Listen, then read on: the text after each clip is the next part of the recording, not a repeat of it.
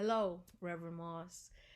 Thank you for calling me last week and checking in. I wanted to also follow up and offer a very brief kind of recap as to what's been going on at First Spanish since we last spoke and also where we want to go.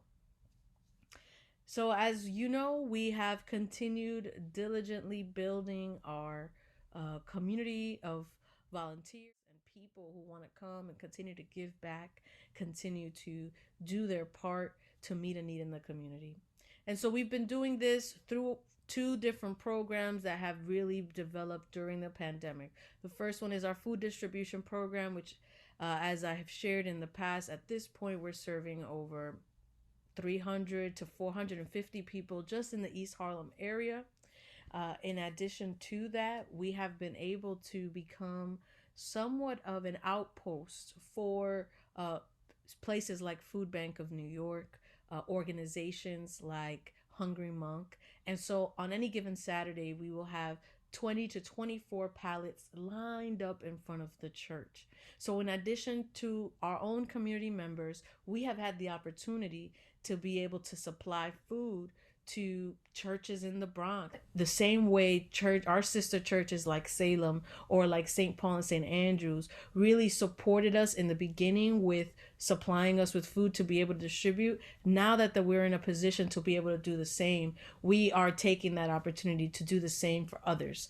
Now that we do have a truck that is supporting the ministries both in the greater Harlem area as well as in the Bronx Cooperative Parish areas. So, in addition to these boxes that we've been getting from Food Bank or Hungry Monks, I have been able to rescue fresh produce from different locations that also goes into our pantry food.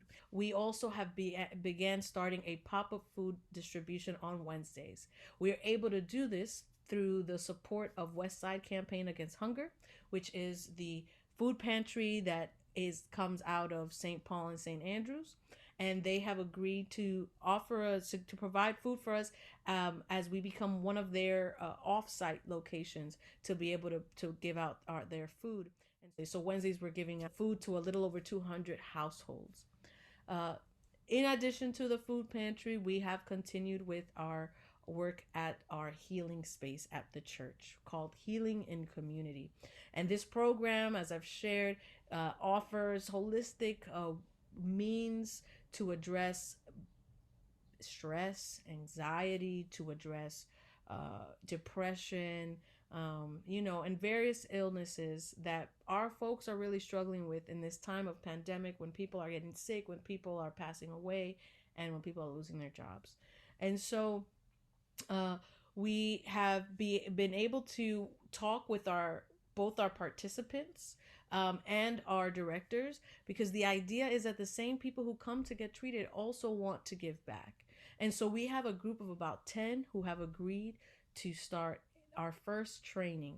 Our healing in community has been invited to do presentations for the New York Department of Health um, on 3 different occasions. So we are being recognized by the city of New York and by the Department of Health. These certified trainers who are with us, who volunteer with us, are going to be offering a training to our first batch of participants who would like to become a part of the program, which really is the long-term goal, that these programs become self-sustaining, not because we're paying people to do it necessarily, but because we, the same people, are learning these skills and are offering them to the community.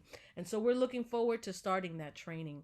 But as we are talking to these volunteers and people who come to be trained, they also are constantly asking, well, when do services start? When does church start? Just yesterday, I had a woman, an older woman, but she's in the community for a long time, and she just wanted to thank us for all the work that we've been doing, for all the ways that we've shown up for the undocumented community, for the elders, for our handicapped and differently abled folks. And so she just wanted to say that, and she's just telling me, she's like, well, I'm Catholic, but there's something about this place that I'm drawn to the message that I receive when I come here. And so she asked, when do we services start? And so one way that we started engaging the community already was with our program that we held on Good Friday. And this was a program that we collaborated with Sandy Perez, who we've seen here. She's an artist, is what she does, but she also likes serving the community. She's been working with us closely. And so together we wanted to just share, bear witness. And so on Good Friday, we invited the community, anyone who was walking down the street, anyone who's coming through, to come to the cross.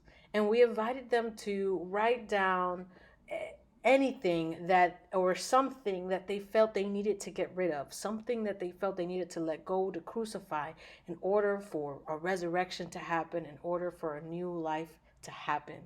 And so we it was freezing, we were cold, but we wanted to take this very seriously. So we put out our cross. On the cross it says, your cross is my cross, your chains are my chains, saying that we walk on this journey together. And we invited people to write things that they wanted to get rid of, wanted to let go of. And it was a very beautiful response from the community, and as almost like a pre-launch to get people starting to think and know, not only are we committed to service, but we're also committed to a higher power, who is God and who is Jesus. Since we last spoke, because I know one of the things we spoke about last time was, are we going to have how are we developing our leadership structure, and when are we going to start our worship service? I think the time is ripe and the moment is right to start our service. And so we are hoping and praying that we are able to start our worship service on May 23rd, the Sunday of Pentecost. I don't think there's a more right moment to start our services than the time when the Spirit descended on the people, and the time when the church began to be the church. And so, alongside Ian Harris, who has been working closely with me already at the church, we have begun to start thinking through what that will look like. What are the different committees that we'll need? What are the different kind of how to begin to organize that, and how to organize the music and all of those things, including technology. I know we received a tech grant earlier on in the year, where we purchased some items. I don't believe we used the entire grant money. I was waiting for us to start to see exactly what we still needed, what was the real priority. So I want to lift up these things that I think are we will definitely need. The most significant needs for our launch: prayers. Nothing can happen without prayers. None of this can happen without us making sure that God is ordering our steps the whole time. I have to believe that God has been ordering my steps since I was appointed here, even when I didn't see it, even when I didn't feel it. I am confident and I know that God has been ordering my steps. So the first thing that we need is for your continuous prayers, for the cabinet to pray for the ministry at First Spanish, and to pray that the Spirit comes down and the Spirit continues to move and transform and do what the Spirit does. Second thing we will need is a budget. Right now, the biggest need I see is a budget for musicians, for a worship band. I think this is very important. So we're asking for between $400 or $500 a week to be able to pay musicians. This is the minimal that we will be paying. I will be trying to sing. We have another person who's committing to sing, but definitely we need musicians, and so we're asking between $400 or $500 a week for worship services.